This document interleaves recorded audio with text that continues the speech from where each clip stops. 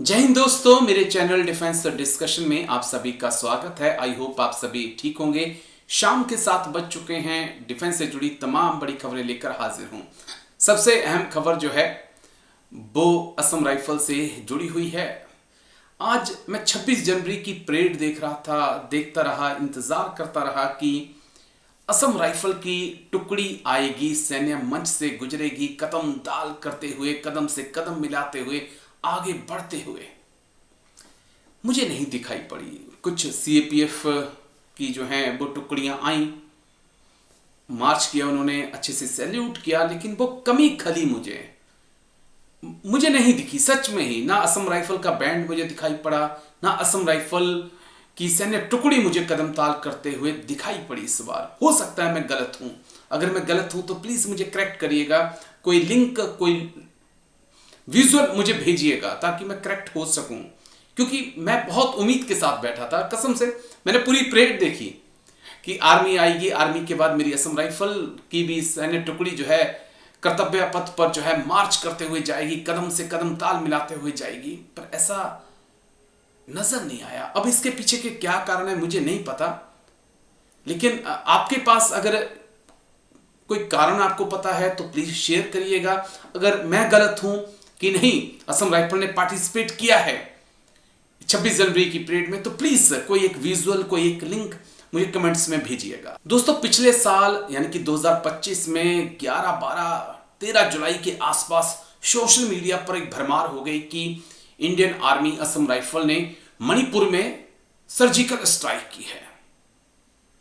13 और 14 जुलाई 2025 अचानक से सोशल मीडिया पर कई तस्वीरें छाने लगी और उल्फा ये क्लेम करने लगा कि भारतीय सेना ने मिसाइल और ड्रोन की मदद से उनके ऊपर स्ट्राइक की है, जिसमें उसके कई उग्रवादी और कमांडर मारे गए हैं।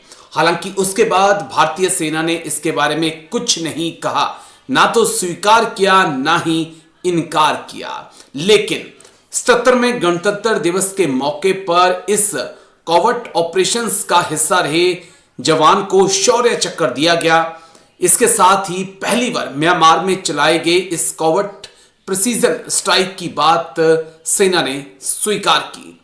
शौर्य चक्र से जुड़े एक आधिकारिक प्रशस्ति पत्र यानी कि साइटेशंस के जरिए भारतीय सेना द्वारा जुलाई 2025 में म्यांमार के भीतर एक गोपनीय सैन्य ऑपरेशंस का पहली बार औपचारिक खुलासा हुआ है। यह ऑपरेशन 11 से 13 जुलाई के बीच भारत म्यांमार सीमा क्षेत्र में अंजाम दिया गया था।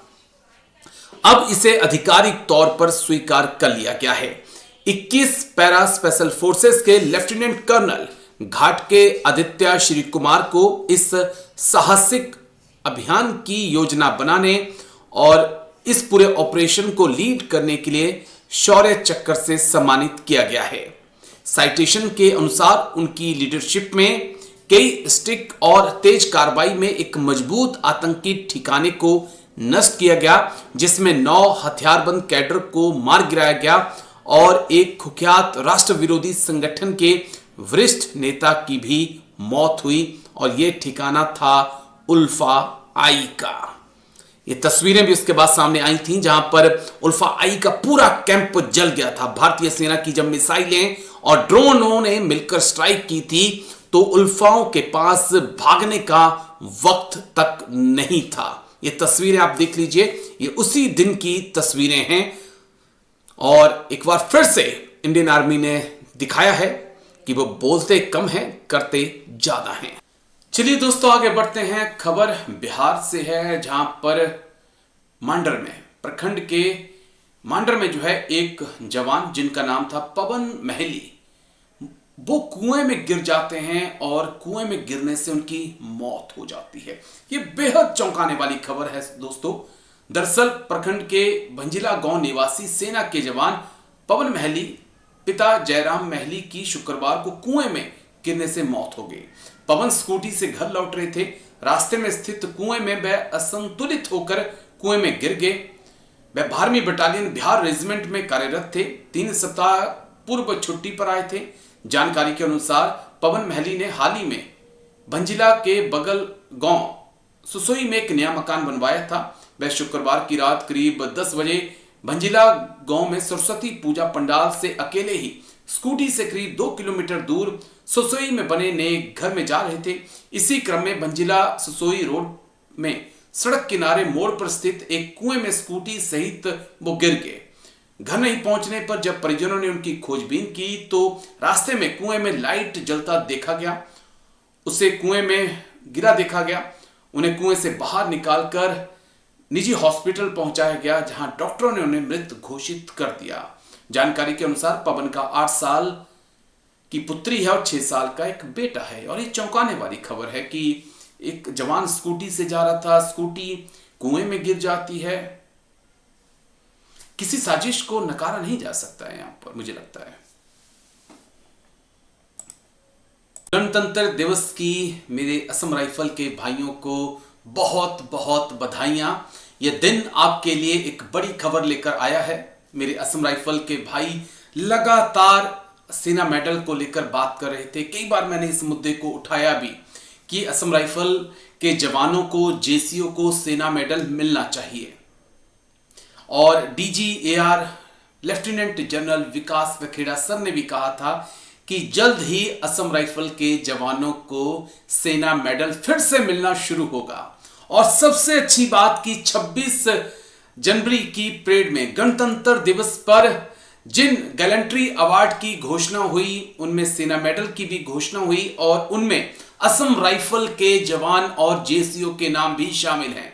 अफसरों को तो पहले भी मिलता था, लेकिन अब यह अवार्ड फिर से असम राइफल के जेसीओस को और जवानों को मिलेगा। सैल्यूट और thank you lieutenant general Vikas Lakhera sir, क्योंकि एक जवानों का मोरल थोड़ा सा डाउन हो गया था सर कि हमारा सेना मेडल जो है छीन लिया गया, लेकिन वापस ये सेना मेडल जो है हमारे वीर जवानों को मिलेगा।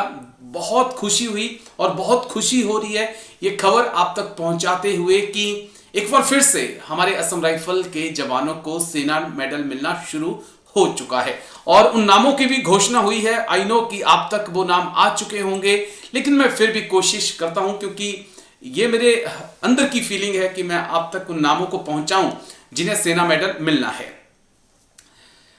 सबसे पहले सेना मेडल के गैलेंट्री अवार्ड जो है उसमें सबसे ऊपर नाम है मेजर अनीश चंद्रन सीसर का, major Shiva Prasad K, major Akshay Anand, major C Sai Vivek, major Vishwa Prakash Dubey, major Rohit Kumar, major Ravi Kumar Singh, major Tushar और सूबेदार राजकुमार मांझी। ये देखिए आगे हमारे सूबेदार साहब का नाम, सूबेदार राजकुमार मांझी साहब को सेना मेडल दिया गया है। Rifle man Viacom Mohan Singh, उनको भी सेना मेडल दिया गया है। राइफल मैन थोंगुलुन सिंगसोन, इनको भी सेना मेडल दिया गया है। तो ये बड़ी अचीवमेंट, बड़ी खुशखबरी मेरे असम राइफल के भाइयों के लिए। सूबेदार राजकुमार मांझी साहब, rifleman Vaikom Mohan Singh and rifleman Thongulun Singson. माफी चाहूंगा, हो सकता है कि मैं नाम सही से उच्चारण ना कर पाया हूं, इसके लिए दिल से क्षमा चाहूंगा। लेकिन जो खबर मेरे पास है वो खबर यही है, आप तक भी पहुंच चुकी है। लेकिन हो सकता है मैं लेट हूं, लेकिन ये बड़ी खबर है कि सेना मेडल अब असम राइफल के जवानों को भी मिलेगा। और इसके लिए एक लंबी लड़ाई छेड़ी गई थी। हर मोर्चे पर, हर मंच पर इस सवाल को उठाया गया। मैंने भी कई बार इस मुद्दे पर बातचीत की कई वरिष्ठ सैन्य अधिकारियों के साथ, और डीजीएआर साहब ने भी कहा था कि सेना मेडल जल्द ही मिलना शुरू होगा। प्रधानमंत्री के ऑफिस में फाइल है, वो साइन होगी, वैसे ही मिल जाएगा। और सबसे बड़ी बात कि 26 जनवरी से पहले ही वो फाइल साइन हो गई और हमारे असम राइफल के भाइयों को, जवान जेसीओ को एक बार फिर से सेना मेडल मिलना शुरू हो चुका है। कमेंट्स करके अपनी राय आप जरूर दीजिएगा। इतना ही नहीं, कीर्ति चक्र भी मिला है हमारे असम राइफल के साहब हैं major Arshdeep Singh, first Assam rifle के हैं। उन्हें इंडो म्यांमार बॉर्डर पर आतंकियों के खिलाफ कार्रवाई करने के लिए